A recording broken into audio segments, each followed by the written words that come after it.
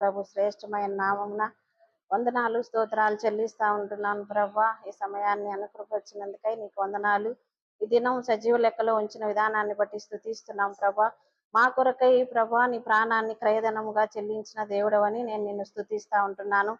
Closing లేచిన నిమిత్తమై ప్రభా మరి తండ్రి నువ్వే జ్ఞాపకం చేసుకోనండి. నా నోటిని ప్రభా, నా పెదవులను ప్రభా, నా నాలుకను తాకండి, స్వస్థపరచండి అయ్యా. మరి నా అంతరంగాన్ని ప్రభా నువ్వే జ్ఞాపకం చేసుకోనండి. ప్రతి బలహీనతను క్షమించండి అయ్యా. నీ నోటి బూరగా వాడుకోనండి. నా సొంత తలంపులు, సొంత ఆలోచనలు దూరపరచండి. నీ చిత్తానుసారంగా ప్రభా మరి ఏమి పలకవలసిందో ఆ సమయానికి బోధించి నడిపించమని వేడుకొంచున్నాం. ఈ పరిచర్య మేలుకరంగా ఆశీర్వాదకరంగా చేయండి. భక్సింగ్ గారి విషయంలో అయ్యా నువ్వు ఎంతగానో ప్రభా తన జీవితంలో నువ్వు చేసిన కార్యాలు బిడ్డలకు వివరిస్తుండగా ఈ దినం ప్రభా నువ్వే జ్ఞాపకం చేసుకోనండి. తీసుకొచ్చిన బిడ్డలందరినీ బట్టి స్తుతిస్తున్నాం ప్రభా. రాని వారి విషయంలో కూడా సాయం చేయండి. ఆన్లైన్ లో వినేవారికి మరి తండ్రి క్షేమము ఆశీర్వాదం అనుగ్రహించండి. ఈ సమయాన్ని మా కొరకు ఆశీర్వదించమని నీ మహిమ కొరకు ప్రభా ఈ సమయాన్ని నీ చేతుల్లో పెట్టుకొనుచు విశ్వాసంతో నన్ను నీకు అప్పగించుకుంటూ ప్రార్థించి స్తుతించి అడిగి వేడుకొని పొందినాం తండ్రి. ఆమేన్.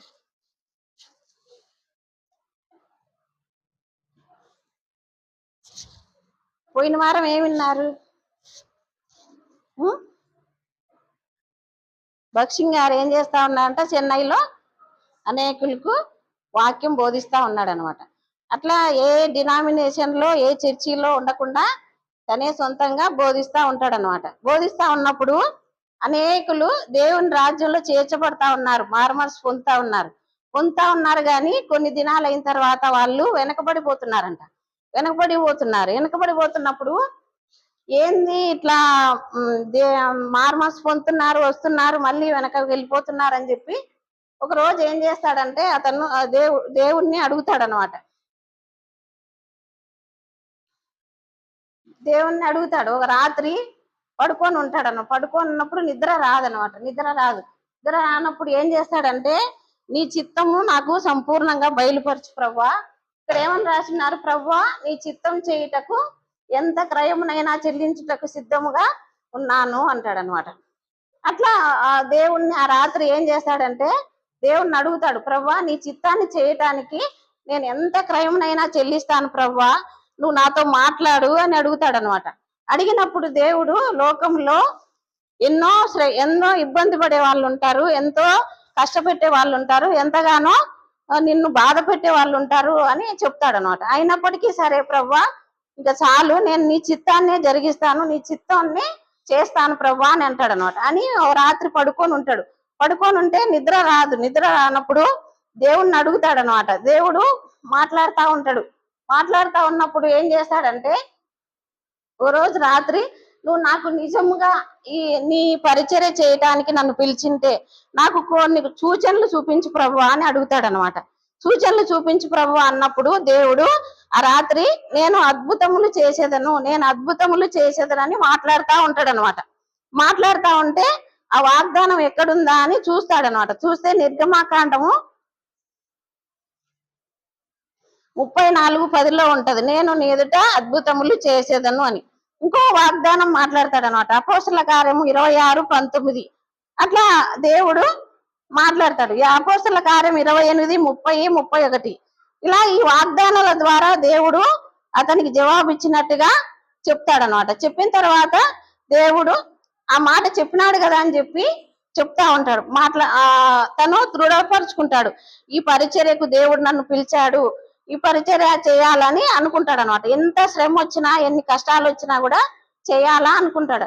అనుకున్న తర్వాత ఓ రోజు ఏం చేస్తాడంటే తన జత పని వారితో ఉన్న వాళ్ళను కలిసి 21 రోజులు ఉపవాసం ఉండి ప్రార్థన చేసుకుంటాడు అనమాట. ప్రార్థన చేసినప్పుడు దేవుడు ద్వారాలు తెరుస్తాడన్న వాళ్ళకు ఒక అద్దె గృహాన్ని దేవుడు ఇస్తాడనమాట. ఓ స్థలాన్ని ఇస్తాడు. ఎక్కడ? చెన్నైలో ఇచ్చిన తర్వాత అక్కడ ప్రార్థన చేస్తా ఉంటారనమాట. అక్కడ ప్రార్థన చేసుకుంటా అన్నప్పుడు దేవుడు మాట్లాడతాడు. ఒక రోజు ఏం చేస్తాడంటే 20 మందితో కలిసి పల్లవరపు కొండలు అని అక్కడ ఆ చెన్నైలో ఒక చోటుకి వెళ్ళి అక్కడ మహమ్మదీయులు సమాధుల స్థలం అంటది. మహమ్మదీయుల సమాధుల స్థలంలో ఒక రాత్రి ఏం చేస్తారంటే వాళ్ళు ఉపవాసం ఉండి ప్రార్థన చేయడానికి వెళ్తారనమాట. ప్రార్థన చేస్తా ఉన్నప్పుడు ఏం చేస్తారంటే అక్కడ చాలా పాములు, తేళ్లు, అట్లా జరులు ఉండే స్థలం అంట. అక్కడ ఉన్నప్పుడు ఏం చేస్తారంటే అవి వస్తా ఉంటే కొంతమంది ప్రార్థన చేస్తా ఉన్నారు, కొంతమంది వాటిని చంపుతా ఉన్నారనమాట. చంపుతా ఉన్నప్పుడు ఏం జరుగుతుందంటే ఇట్లా దేవుడు మళ్ళా బయలుపరుస్తా ఉంటాడు. ఇప్పుడు నువ్వు పరిచర్యకు సిద్ధపడుతున్నావు కదా, పరిచర్య చేయటానికి. మరి ఇట్లా లోకంలో ఎంతో మంది ఇట్లా పాముల, ఇట్లా తేళ్ల లాంటి వాళ్ళు, జర్రుల లాంటి వాళ్ళు ఉంటారు. వాళ్ళు నిన్ను మాటల చేత కావచ్చు, పరిస్థితుల ఆయా ప్రభావాల చేత కావచ్చు బాధ పెట్టచ్చు. బాధ పెట్టినప్పుడు నువ్వు ఇట్లా ఉంటాయంటే, సరే ప్రభువా నీ చిత్తాన్ని చేయటానికి నేను సిద్ధంగా ఉన్నాను, ఎన్ని కష్టం వచ్చినా ఎంత శ్రమ వచ్చినా కూడా నేను సిద్ధంగా ఉన్నాను అని చెప్తాడనమాట. చెప్పి ఆ రోజు రాత్రి ఆ ప్రార్థన ముగించుకొని తెల్లవారిన తర్వాత ఏం చేస్తారంటే అక్కడికి అనేకులు వచ్చింటారు. వాళ్ళందరికీ మారు మనసు పొందింటారు. మారు మనసు పొందిన వాళ్ళందరికీ బాప్తీసం ఇస్తాడనమాట. బాప్తీసం ఇచ్చి తెల్లవారి ఆ రోజు ఆరాధన ఆదివారం ఏం చేస్తాడంటే అందరికీ బాప్తీసాలు ఇచ్చి మారు మనసు పొందిన వాళ్ళకు ఆరాధనలో పాల్గొంటారు. ఆరాధన బల్ల అక్కడ ఏర్పాటు చేసుకుంటారనమాట ఒక చోట. అయిన తర్వాత మళ్ళీ బహిరంగ సువార్తకు వెళ్తారు.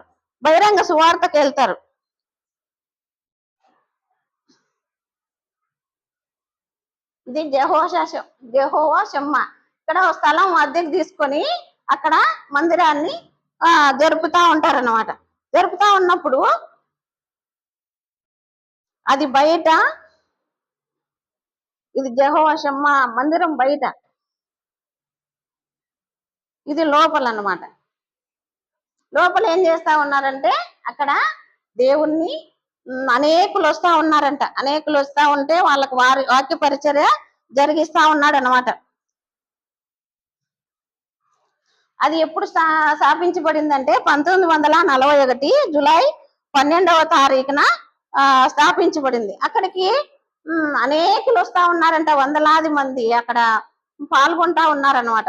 అట్లా ఉన్నప్పుడు ఒకసారి ఏం జరిగిందంటే దినం ప్రతిరోజు అట్లా చేస్తా ఉన్నారు. ఒకరోజు వాళ్ళు ఈ మందిరాన్ని అద్దెకు తీసుకుంటారు. అద్దెకు తీసుకుంటే 145 రూపాయలు వాళ్ళకి అవసరమై ఉంటది అనమాట. అవసరమై ఉన్నప్పుడు కనిపెడతా ఉంటే ప్రార్థన చేస్తా ఉంటాడు. ప్రార్థన చేస్తా, డబ్బులేం లేవు బక్షింగ్ గారి దగ్గర, కానీ దేవుని చిత్తం చేయాలి కదా అని మనుషులనైనా ఎవరినైనా అడిగేవాడు కాదనమాట. మందిరానికి వచ్చే వాళ్ళు రక్షణ పొందకుంటే వాళ్ళ కానుకలు కూడా స్వీకరించేవాడు కాదనమాట. అట్లా 145 రూపాయలు అవసరమైతే ప్రార్థన చేస్తా ఉన్నాడంట. ప్రార్థన చేస్తా ఉంటే ఒక స్త్రీ ఏం జరిగిందంటే చెన్నై నుంచి సింగపూర్కి వెళ్తా ఉందంట. తుఫాన్ వచ్చిందంట. నేను ఈ తుఫాన్లో నుంచి బయటపడినప్పుడు నేను నీకు కానుకిస్తా ప్రభువా, నా దగ్గర ఉన్న బంగారు వస్తువులు అమ్మి గాని నేను నీకు కానుకిస్తాను. ఆ కానుక ఎవరికి ఇస్తానంటే బక్షింగ్ గారికి ఇస్తాను అని చెప్తాడను. ఆమె ఏం చేస్తుందంటే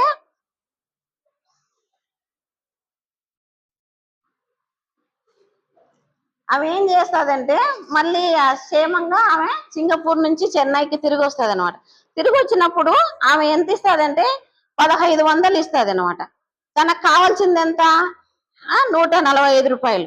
కానీ దేవుడు చూడు, దేవుని పనిలో దేవుని పైన ఆధారపడినప్పుడు 150 రూపాయలు 1500 అతనికి ఇస్తాడనమాట. దేవుడు వచ్చి దేవుడు నాకు ఇట్లా బక్షింగ్ గారికి ఇమ్మని చెప్పాడు, నేను ఇట్లా అని చెప్తాడనమాట. అప్పుడు అతను అంగీకరించి తీసుకుంటాడు. ఇంకొకటి సందర్భం ఏంటంటే 335 రూపాయలు కావాల్సి వస్తుంది అనమాట. 335 రూపాయలు కావాల్సి వస్తే ఓసారి ఏం జరుగుతుందంటే ఒక చిన్న కుమార్తె, ఒక తండ్రి ఇద్దరు ఉంటారనమాట. వాళ్ళు ఆమె రోగంతో కొంచెం మంచంలో ఉంటది అన్నమాట, వ్యాధితో ఉన్నప్పుడు ఆమెతో మాట్లాడతాడంట దేవుడు. నువ్వు బక్షింగ్ గారికి కానుక ఇవ్వాలా అని చెప్తాడనమాట.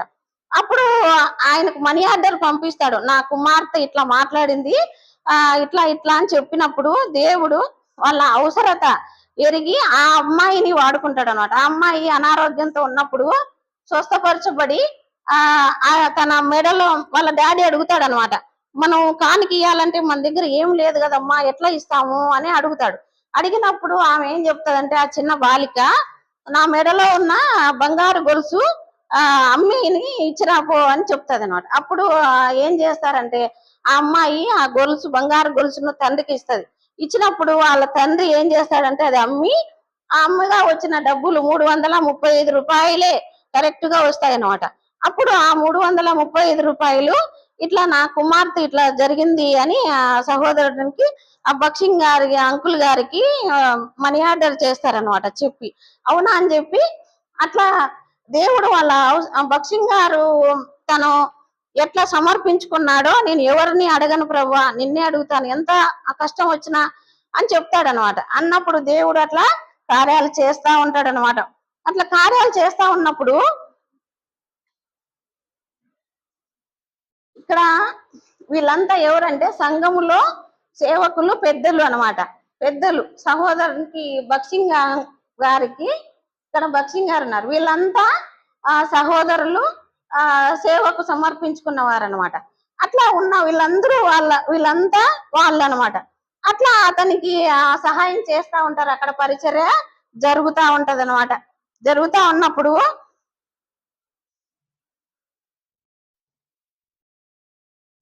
ఇక్కడ ఎవరంటే విదేశీయులు అనమాట, విదేశీ సహోదరులు. అంటే వేరే దేశాల్లో కూడా బక్షింగ్ గారికి సహాయకంగా ఉండేవాళ్ళు అనమాట. వీళ్ళు విదేశీయులు. విదేశీయుల ద్వారా కూడా దేవుడు మంచిగా నమ్మకస్తులు అనమాట. వాళ్ళ ద్వారా కూడా బక్షింగ్ గారి ద్వారా పరిచర్య జరుగుతా వచ్చింది అనమాట. ఇక్కడ ఎవరంటే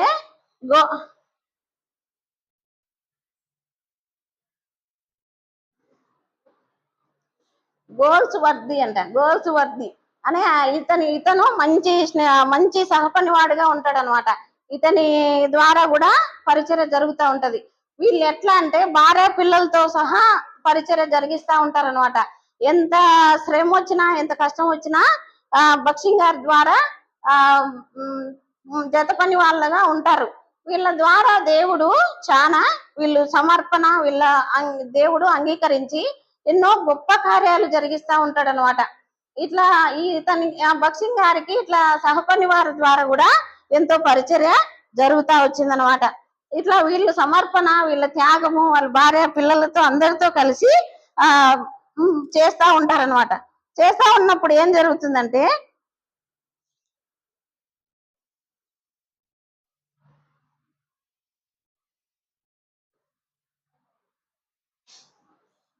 పరిచర్య జరుగుతా ఉన్నప్పుడు దేవుడు ఎంతో బలమైన పరిచర్య జరుగుతా ఉంటది అనమాట. బలమైన పరిచర్య జరుగుతా ఉన్నప్పుడు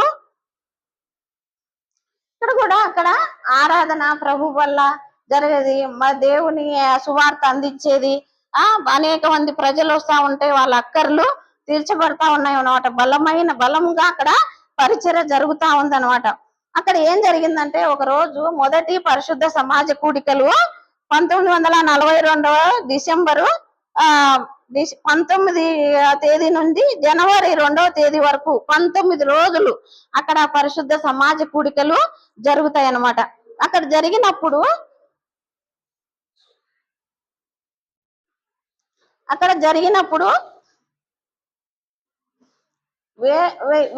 వెయ్యి మందికి పైగా అక్కడ ప్రజలు పాల్గొంటా వచ్చినారనమాట. అక్కడ బలమైన వాక్యాన్ని అందిస్తా ఉన్నారు. అట్లా పరిచర్య జరుగుతా ఉంది అనమాట. పరిచర్య జరుగుతా ఉన్నప్పుడు దేవుడు, ఎందుకంటే బక్షింగ్ గారు తను దేవునికి సమర్పించుకున్నాడు కాబట్టి దేవుడే వాటన్నిటిని చూసుకుంటా ఉన్నాడు అనమాట. అట్లా ఉన్నప్పుడు ఈయన ప్రేమ విందు కలిగి ఉన్నారనమాట. ప్రేమ విందు కింద కూర్చొని అందరూ ప్రేమ విందు చేస్తా ఉన్నారనమాట. చేస్తా ఉన్నప్పుడు అట్లా పరిచర్య జరుగుతా ఉంది. ఇక్కడ ఏం జరిగిందంటే బక్షింగ్ గారు ఆ దినాల్లో ఇట్లా ఎద్దుల బండిని ఆధారం చేసుకొని సువార్త ప్రకటించేవాడు అనమాట. ఎద్దుల బండి మీద అతను ఉన్నప్పుడు వేల కరపత్రికలు పంచేవాళ్ళంట.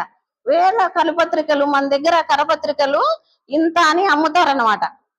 వచ్చిన డబ్బును పరిచర్యకు వాడుకుంటారనమాట. ఆ దినాల్లో అట్లా దేవుడు ఆ బక్షింగ్ గారిని అట్లా వాడుకుంటా వచ్చినాడు అనమాట. ఎద్దుల బండిలో నిలబడి చెప్పినప్పుడు అందరూ ఎక్కడెక్కడ వాళ్ళంతా చూస్తా ఉన్నారు చూడు, ఎక్కడెక్కడ మిద్దెల పైన ఆ డాబాల పైన అందరూ నిలబడుకొని ఎంతో మంది పరిచర్య అక్కడ మేలుకరంగా ఆశీర్వాదకరంగా ఉంటా వచ్చిందనమాట. ఓసారి ఏమైందంటే ఈ పరిచర్య ఇలా సాగుతా ఉందన్నమాట. సాగుతా ఉన్నప్పుడు ఒకసారి ఒక 5,000 కరపత్రికలు 5,000 కరపత్రికలు ఒక ఒక మిషనరీ చనిపోతాడు అనమాట. చనిపోయినప్పుడు ఏం జరుగుతుందంటే అతని దగ్గర ఉన్న వస్తువులన్నీ అమ్మబడతాయి అనమాట. అమ్మబడితే ఒక 5వ వ్యక్తి, ఒక దేవుణ్ణి ఎరగని వ్యక్తి ఏం చేస్తాడంటే ఆ 5,000 కరపత్రికలు తీసుకుంటాడు. ఎందుకని తీసుకుంటాడంటే బైబిల్ మిషనరీ వాళ్ళు మరి కరపత్రికలు అవి తక్కువ రేటుకు వచ్చినాయి కదా, తక్కువ రేటుకు వచ్చినప్పుడు అవి ఎక్కువ రేటుకు అమ్ముకోవచ్చు కదా అని చెప్పి దేవుణ్ణి ఎరగని వ్యక్తి అవి కొంటాడు అనమాట. కొన్న తర్వాత ఏం జరుగుతుందంటే వాళ్ళు బైబిల్ మిషనరీ వాళ్ళు మాకు అవసరం లేదు, అవి ఏంటివంటే హిందీ ఉర్దూలో ఉంటాయి అనమాట. ఉర్దూ కరపత్రికలు ఉర్దూ భాషలో ఉంటాయి అనమాట. ఆ ఉర్దూ భాష మాకేం అవసరం లేదని చెప్తారన్నమాట. ఆయన ఏం చెప్తారంటే మళ్ళీ నువ్వు అంతా ఇయ్యాలనుకుంటే బక్షింగ్ గారి దగ్గరికి వెళ్ళు, ఆయన పరిచర్య చేస్తాడు, ఆయనకు అవసరమై ఉంటాయి, ఆయన దగ్గరికి వెళ్ళి తీసుకో అని ఆయన దగ్గరికి వెళ్ళి నువ్వు మాట్లాడు అని చెప్తాడు అనమాట. అప్పుడు ఈ వ్యక్తి బక్షింగ్ గారి దగ్గరకు వస్తాడు. బక్షింగ్ గారి దగ్గరకు వచ్చి ఏం చెప్తాడంటే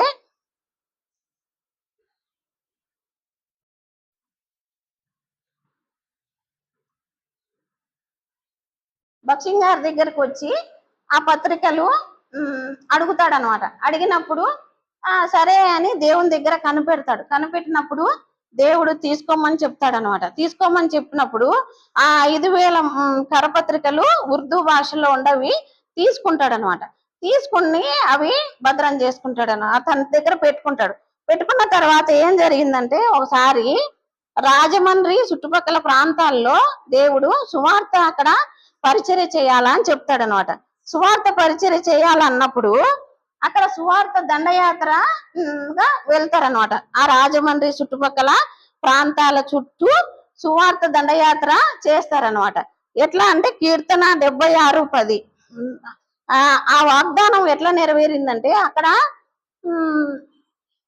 అక్కడ ప్రజలు ఎట్లా అంటే ఈ బక్షింగ్ గారు ఆ రాజమండ్రి సువార్త పత్రికలు అక్కడ పరిశుద్ధ సువార్త దండయాత్ర చేయాలని వెళ్ళినప్పుడు రాజమండ్రిలో ఒకరోజు ఆగాలనుకుంటే అక్కడ రైల్వే స్టేషన్ లో భోజనం చేస్తా ఉంటాడు అనమాట. భోజనం చేస్తా ఉన్నప్పుడు అక్కడ ఆ యొక్క రాజమండ్రిలో ఉన్న వాళ్ళు ఏం జరిగిందంటే ఇప్పుడు బక్షింగ్ గారు వచ్చినాడు కదా, బక్షింగ్ గారు వస్తే మన సంఘాల్లో ఉన్న ప్రజలంతా వెళ్ళిపోతారు, ఆయన మాటల ద్వారా అది ఆకర్షించుకుంటాడు అనేది ఉంది కదా. అట్లా వాళ్ళు ఏం చేస్తారంటే అన్ని సంఘాలకు ప్రతి సంఘానికి ఇట్లా బక్షింగ్ గారు వస్తున్నాడని ఎవరికి చెప్పలే, కానీ వాళ్ళు ఏం చేస్తారంటే అన్ని సంఘాలకు చెప్పేసుకుంటారనమాట. బక్షింగ్ గారు వస్తా ఉన్నాడు, సువార్త జరుగుతా ఉంది, మీరు ఎవరే గాని వెళ్ళొద్దు అని చెప్తాడనమాట. అది ఈ కీర్తన 76:10 ఎట్లా నెరవేరుతుందంటే అక్కడ వాళ్ళు అట్లా బక్షింగ్ గారి విషయంలో కొంచెము అదే కోపంగా ఉంటారనమాట. ఈయన వస్తే అందరూ మారిపోతారు, మా సంఘాలన్నీ మా చర్చిలన్నీ ఖాళీ, ఆయన ఎట్లా ఏందో అన్నట్టు వాళ్ళకు భయం అనమాట. అట్లా ఆయన స్ట్రిక్ట్, ఆయన చెప్పే మాటలు ఆ పద్ధతులన్నీ భయపడతా ఉంటారు. ఒకరోజు ఏం జరుగుతుందంటే ఈయన రైల్వే స్టేషన్ లో భోజనం చేస్తా ఉన్నాడు అనమాట. భోజనం చేస్తా ఉన్నప్పుడు ఒక వ్యక్తి పరుగున వస్తాడు. ఎందుకు ఇంత తొందరగా పరుగున వస్తా ఉన్నావు అని అంటే నువ్వు వచ్చినావని ఎంతో మంది, వేల మంది నీ కోసం ఎదురు చూస్తా ఉన్నారు, నిన్ను కలవాలని, నీ మాటలు వినాలని, నీ సువార్త దేవుని మాటలని చెప్తారనమాట. లేదు కదా, నేను ఇక్కడ ఉండకూడదు కదా, నేను వెళ్ళిపోవాలనుకున్నా కదా అంటాడు. అన్నప్పుడు సరే అని చెప్పి అతను బయటికి బక్షింగ్ గారు వచ్చి వాళ్ళతో మాట్లాడతాడు అనమాట. ఎట్లా వచ్చినారు అంటే వాళ్ళు ఈ యొక్క లోకంలో వీళ్ళంతా ఎట్లా చెప్పుకుంటున్నారంటే ఆ ప్రాంతాల్లో ఆయన వచ్చినాడు, మీరు పోవద్దని సమాచారం వాళ్ళే చెప్తా వచ్చినారనమాట. బక్షింగ్ గారు వచ్చినారని.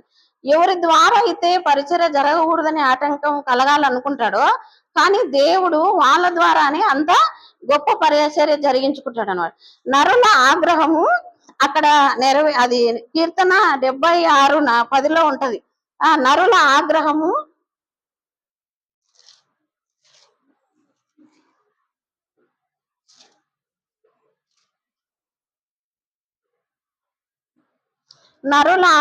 నిన్ను స్తుతించును.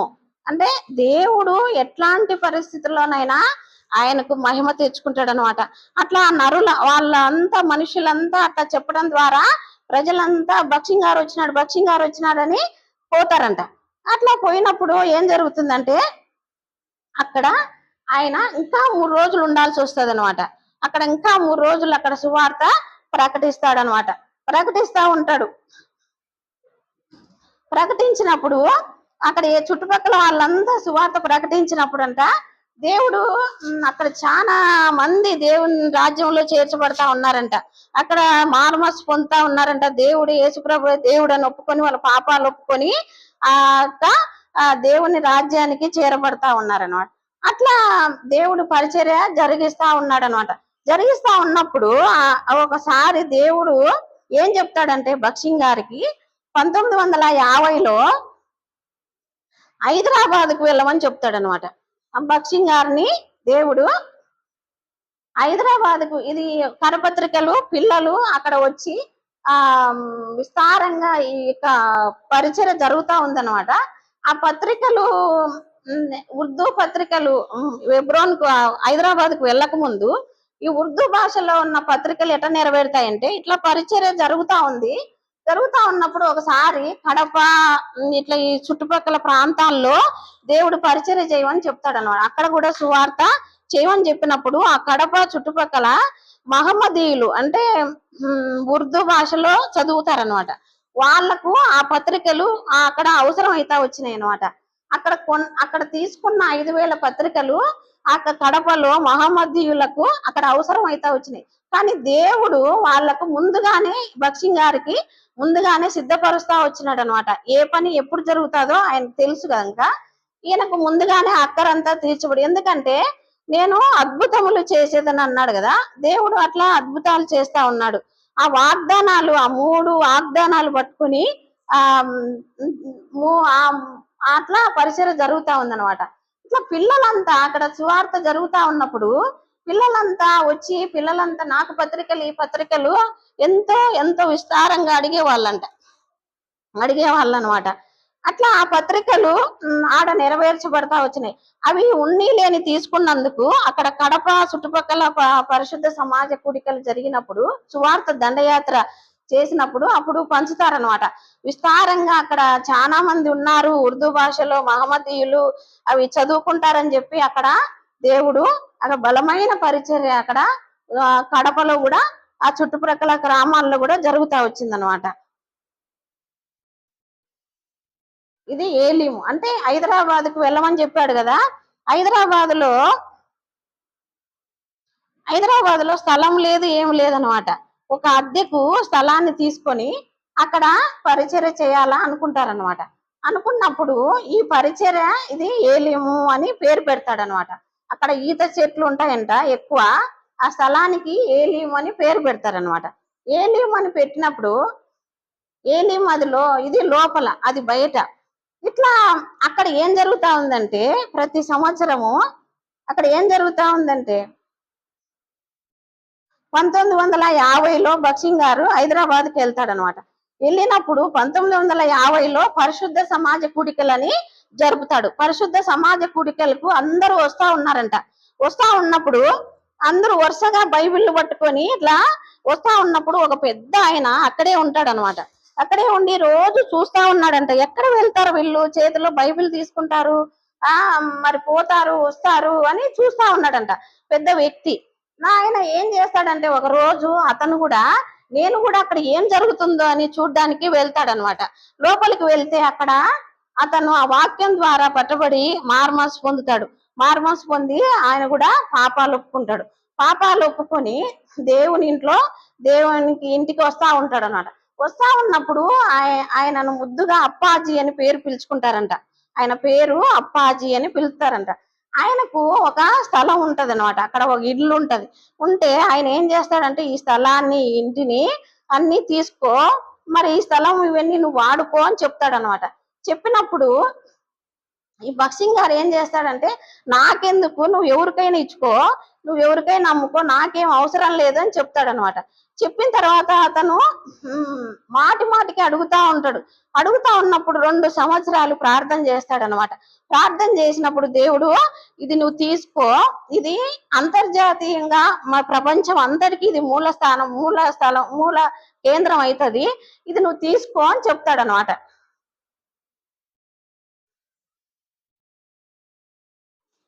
ఇది ఈ స్థలాన్ని తీసుకోమని చెప్తాడనమాట. తీసుకోమని చెప్పినప్పుడు అప్పుడు ఆ స్థలాన్ని తీసుకొని హెబ్రోను అని పేరు పెడతారనమాట. హెబ్రోను అని, హైదరాబాద్ లో హెబ్రోన్ తెలుసు కదా, మీరు పోయినారు కదా, ఆడ హెబ్రోను అని పేరు పెడితే అక్కడ పరిచర్య జరుగుతూ ఉంటది అనమాట. ఆ పరిచర్య జరుగుతూ ఉన్నప్పుడు 2 సంవత్సరాలు కనిపెట్టిన తర్వాత ఓకే అన్నాడు అనమాట. ముందుగానే అతను వచ్చి చెప్పిన తర్వాత ఏం అనలేదను, నువ్వు ఎవరికైనా ఇచ్చుకో, నువ్వు ఎక్కడైనా అమ్ముకో, నాకేం అవసరం లేదని చెప్తాడు. కానీ అతను మాటి మాటికి అడుగుతా ఉన్నాడంట. దేవునికి ఒక ఉద్దేశం, ఒక ప్రణాళిక ఉందనమాట. అక్కడ పరిచర్య ఈ దినాల్లో చూసినప్పుడు మరి దేవుడు ముందుగానే ఆ స్థలాన్ని అట్లా సిద్ధపరుస్తా వచ్చినాడు అనమాట. ఆ అప్పాజీ అనే వ్యక్తి మార్మస్ పొంది బాప్తీసం కూడా తీసుకుంటాడు. ఎప్పుడంటే 1950లో మార్మస్ పొందుతాడు అనమాట. 1955లో అతను మార్మస్ పొంది బాప్తీసం తీసుకుంటాడు. 55లో బాప్తీసం తీసుకొని అట్లా ఆ మందిరాన్ని అట్లా ఇదవుతుంది అనమాట. అయిన తర్వాత ఏం జరుగుతుందంటే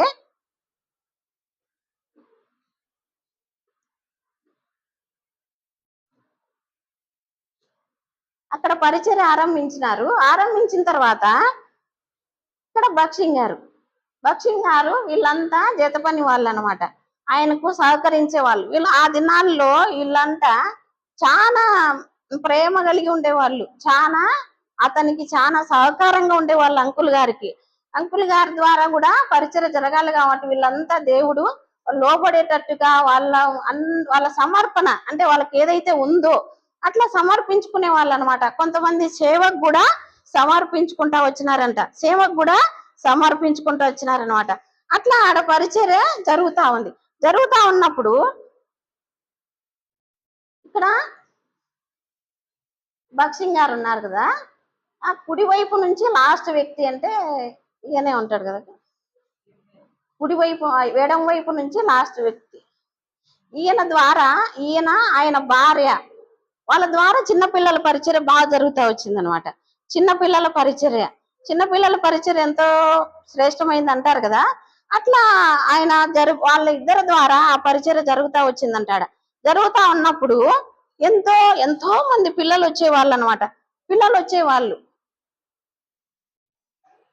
వస్తే విబిఎస్ అని మన దగ్గర జరిగింది కదా, విబిఎస్ అట్లా విబిఎస్ జరుగుతా వచ్చింది అనమాట. వాళ్ళ ద్వారా దేవుడు విబిఎస్ వాళ్ళనిద్దరిని, భార్యాభర్తలని ఇద్దరిని వాడుకుంటా వచ్చిన తర్వాత ఆఖరి రోజు ఏం జరుగుతా ఉంది, ఆఖరి రోజు బహిరంగ సువార్త చేస్తా ఉన్నారు. చుట్టూ విబిఎస్ ఆఖరి రోజు సువార్తకి వెళ్ళినారనమాట. మనం కూడా వెళ్ళాం కదా. అట్లా వెళ్తా ఉన్నప్పుడు అక్కడ అనేకులు ఎంతో దేవుని ప్రేమను తెలుసుకునే వాళ్ళంట. అనేక మంది సంఘంలో చేర్చబడే వాళ్ళంట. వేలు సంఘంలో చేర్చబడతా వచ్చినారనమాట. చేర్చబడతా వస్తున్నారు, రోజులు గడుస్తా ఉన్నాయి. 1964లో హెబ్రోన్లో పెద్దలు అంటే వీళ్ళు చాలా నమ్మకంగా ఉన్నారనమాట. నమ్మకంగా ఉన్నప్పుడు వీళ్ళందరూ ఆయనకు జత పని వారుగా ఉన్నారనమాట. వీళ్ళు ఎట్లా అంటే వాళ్ళ ఉన్న దాంట్లో వాళ్ళు సమర్పించుకునే వాళ్ళు అనమాట. సమర్పించుకొని దేవుని పరిచర్యలో వాడబడతా ఉన్నారనమాట. అట్లా దేవుడు ఆ పరిచర్యను అట్లా జరిగిస్తా వచ్చినాడు అనమాట. జరిగిస్తా వస్తున్నప్పుడు ఇవి పరిశుద్ధ సమాజ కూడికలని జరుగుతాయి అనమాట. బక్షింగ్ గారు అక్కడ ఎట్లా అంటే బక్షింగ్ గారు ఇంగ్లీష్ లో చెప్తా ఉంటాడు, అక్కడ తర్జుమా చేస్తా ఉంటారు హిందీలో, తెలుగులో. అట్లా అక్కడ పరిశుద్ధ సమాజ కూడికల్లో ఇట్లా వాక్య పరిచర్య అందిస్తా ఉన్నాడు అనమాట. ఎంతో బలమైన వాక్య పరిచర్య జరుగుతా